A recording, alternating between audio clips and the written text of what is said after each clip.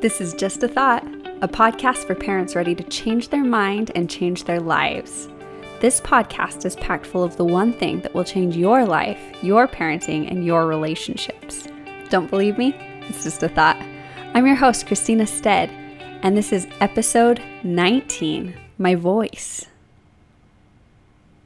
There's a quote, "The days are long, but the years are short." People usually are using this quote referring to parenting, right? Because the days are so long sometimes and hard and difficult. But as the years pass by and you look back at old pictures and things, you realize that it just kind of flew by really fast. So I like to think of that quote on days when things seem hard or difficult, that it's just going to fly by and it'll be okay, that this too shall pass.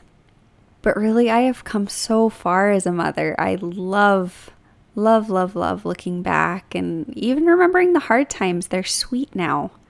I love being a mother. It's one of the sweetest parts of my life. It's gotten better and better with time.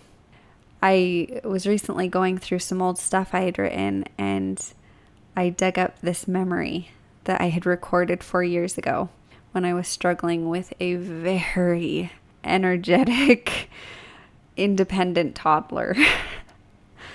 Words cannot express how hard this time was for me. But one of the sweetest blessings that came from it was me learning to use my voice to tell my children stories and sing them songs. I learned during this challenging time that if I used my voice to sing and to laugh and to tell stories, then my children started to learn to recognize and hear my voice as a voice of love and a safe voice, a voice that would give them directions without hurting them or shaming them. And although that wasn't true 100% of the time, that's where my voice started to move, so that when I would need to call them to redirect them, they would listen. They knew my voice as a kind voice and not the nagging voice it had been for so long before. What my voice was to them began to change. I'm still working on that voice. And the most effective place for me to practice this voice is in my own head, surprisingly, the way I speak to myself.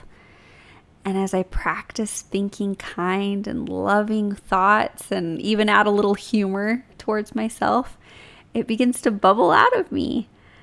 A voice of love doesn't stay put. It flows out and it soothes everything it touches. That's what I like to think about anyway. And the more I focused on telling my children stories and singing them songs, not because I have to or should, but because it's something I love to do. Although I have to tell you, it was very awkward when I first started. It felt very unnatural for the first few years. But it's grown into a sweet ritual that we follow almost every night. So I wanted to share the first story I ever made up to tell my girls. I made it up with hopes that I would help my energetic 3-year-old settle down at night to sleep. Telling this story was inspired by a book I read called Healing Stories for Challenging Behavior by Susan Perrow. And so I wrote this for my wonderful little busy bee who was always moving and always wiggling and always jumping and always giggling and always yelling. And at night it was hard. I was ready for her to rest, and she didn't want to lay down and rest. So one night I felt inspired to come up with a story. I actually did it during the day because I knew bedtime was coming and I started to dread it. And I said a little prayer and I thought, what if I can come up with a story that will help her to rest? And I had read a similar story in the Healing Stories for Challenging Behavior. So this one kind of came together.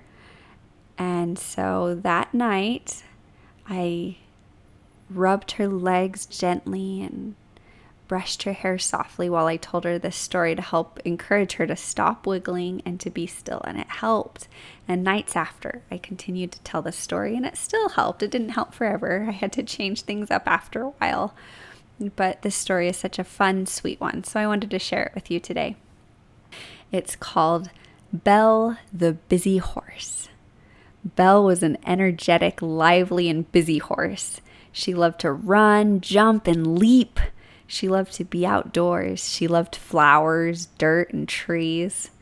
What she didn't love was being still. At night, when the farmer would put all the horses back in their stalls for the night, to brush them and rub their legs, Busy Belle would kick and neigh. She didn't want to be still. So the farmers stopped trying to comb her hair and stopped trying to rub her sore legs at night. They were afraid she would kick them. As time went on, Busy Belle got dirty and itchy.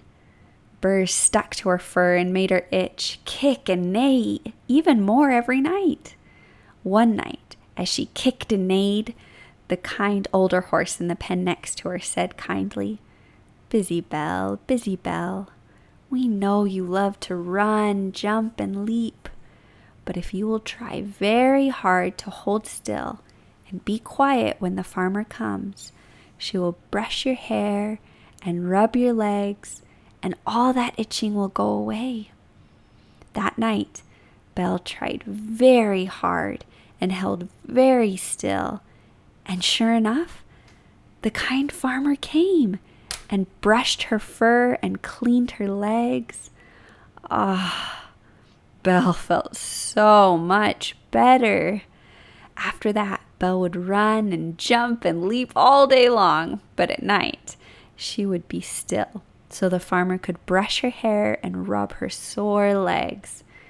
And she found that sometimes it could be quite pleasant to rest and be still. The end. I hope you enjoyed that story. I don't know, maybe it'll inspire you to tell stories to your children. I know that my girls love to hear stories about themselves when they were children. And funny, they love to hear the stories about when they were mischievous. And I always try to forget those stories, so it's been a challenge to draw them back into my mind, but it's been fun. They like to hear about times they were mischievous or times they did something funny. So if you have really little ones, maybe take a little time to record some of those thoughts just in case your little ones want to hear those stories as they get older. My girls also love hearing stories about when I was little.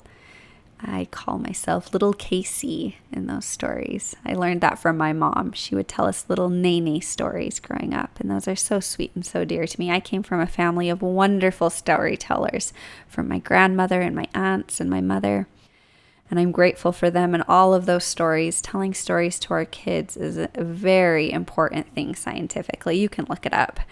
But I love this quote from C.S. Lewis. I've probably shared it before, but it's worth sharing again.